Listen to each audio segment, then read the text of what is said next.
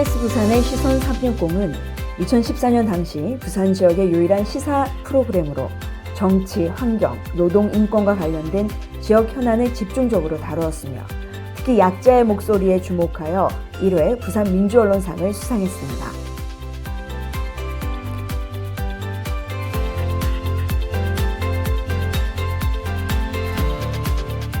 부산 MBC 공간 다큐 그곳 부산시청 광고탑 편은 고공농성 중인 생타, 택시 노동자의 현실을 생생하게 담았던 프로그램으로 언론이 그간 다루지 않았던 지역 노동 이슈를 표면 다큐 형식으로 섬세하게 풀어내어 약자의 목소리에 귀 기울였다는 점에서 많은 박수를 받았습니다.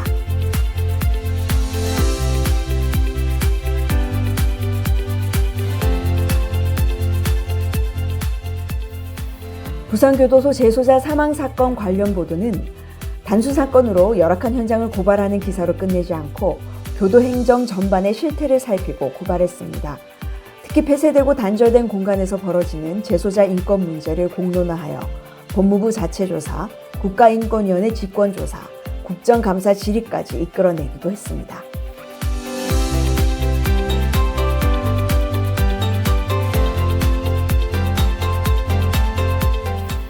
부산 지역 권력의 최대 유착고리 결과물인 LCT 게이트를 전국적으로 공론화하여 제4회 부산 민주언론상을 수상했습니다. 당시 LCT 문제를 지역 언론이 외면할 때 이를 꾸준히 취재했으며 지역 토착 비리와 중앙 권력과의 유착 관계까지 밝혀냄으로써 결국 다시 검찰 수사를 이끌어냈다는 점에서 많은 박수를 받았습니다.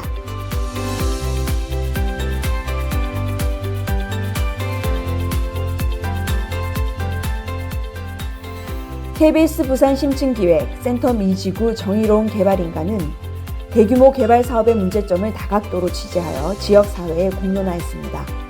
센터 미지구 개발 사업의 허점과 특혜 의혹을 연속 보도를 통해 명확하게 드러내어 지역 이슈로 부각시켰고 시민사회의 관심을 이끌어냈다는 평가를 받았습니다.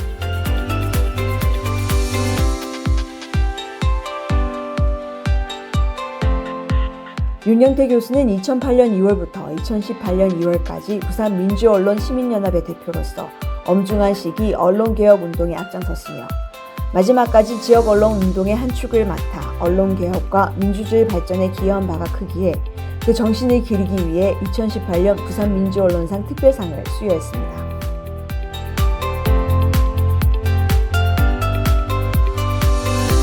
부산 MBC 예산추적 프로젝트 빅벙커는 부산시를 비롯해 16개 구군의 예산 오남용 실태를 집중 추적해 권력을 비판하고 사회를 감시했으며 사회 이슈와 연관된 예산의 쓰임과 문제점을 날카로우면서도 쉽게 풀어내 지역민의 관심을 이끌어냈습니다. 방송 이후에는 조례 제정 등 사회 변화에도 의미 있는 영향이 끼쳤다는 점에서 큰 박수를 받았습니다.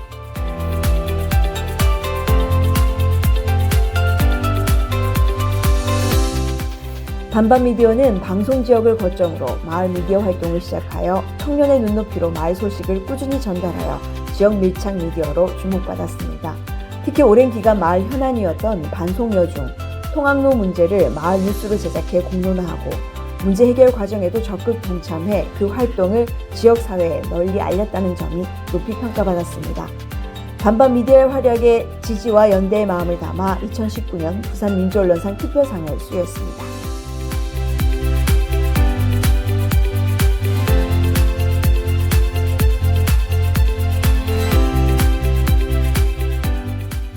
부산 MBC의 부산항 미군 세균실험실 관련 연속 보도는 지역 시민의 알 권리 보장이라는 점에서 높은 평가를 받았습니다.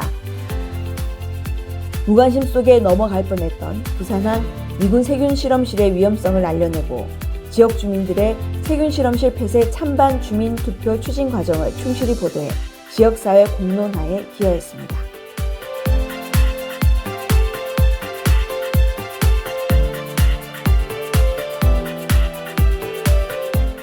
부산 MBC 예산 추적 프로젝트 빅벙커 아이가 사는 집 편은 보호받아야 할 아이들이 처한 열악한 주거 실태를 추적하여 대안을 제시하고 국가와 지자체의 책임을 강조했습니다.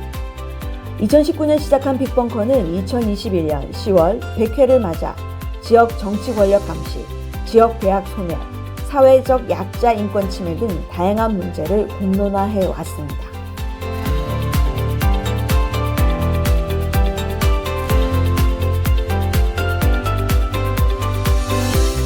2022년 부산 지역 최대 이슈인 지방선거와 먹는 물 문제를 특집 방송으로 마련해 지방의회 역할부터 후보 공약 검증까지 다각도로 조명했고, 정쟁 이슈로 소비하기보다는 시민 안전과 환경 감시에 초점을 맞춰 사안의 심각성을 공론화하여 9회 부산 민주언론상을 수상했습니다.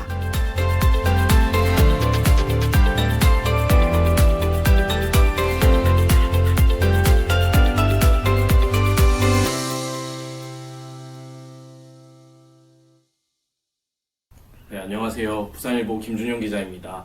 먼저 올해 10년째를 맞은 민주언론상을 축하드립니다.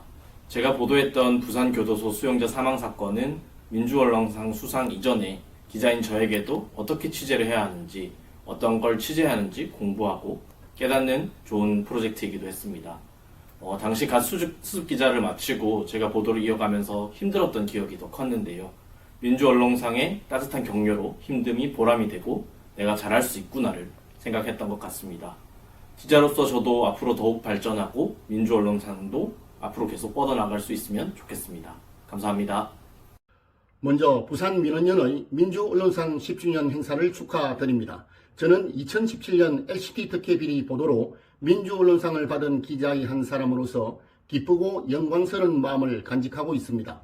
부산 민원연이 어려운 환경 속에서도 민주언론의 가치를 지켜나가고 있는 데 대해서도 감사와 신뢰의 마음 또한 깊습니다.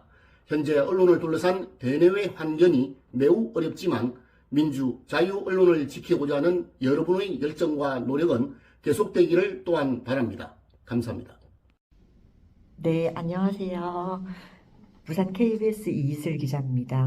저는 2018년도, 그러니까 5년 전이죠. 그때 부산 민주언론상을 받았었는데요. 그때 받았던 게 센텀 이주구 개발 사업의 문제점을 들여다보는 그런 기획보도였습니다. 그때만 해도 지금보다는 좀 무모하고 젊고 뜨거웠던 것 같아요. 그래서 그런 보도를 할 수 있었던 것 같고, 부산 민원연에서도 그런 부분을 인정해 준 게 아닌가 싶은 생각이 듭니다. 그런데 지나고 보면 그 민원연에서 받은 민주언론상 때문에 그 이후에 적어도 몇 년간은 뭐랄까요? 어떤 언론인으로서의 소명이랄까, 사명감 같은 거를 잃지 않고 좀 나 자신으로 하여금 좀 채찍질을 할 수 있게 하는 동력이 돼준 것 같기도 합니다. 지금 언론이 정말 벼랑 끝에 내몰려 있습니다. 다들 아시겠지만요. 그래서 누구보다 언론인이 스스로 다시 정신을 차려야 할 테고요.